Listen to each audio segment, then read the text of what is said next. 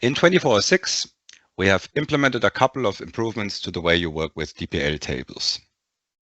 Based on customer requests, it is now possible to update the DPL table of your IPC from an external Excel file like this one. Depending on metadata and settings, the data can be copied to the existing DPL rows, or new DPL rows will be added.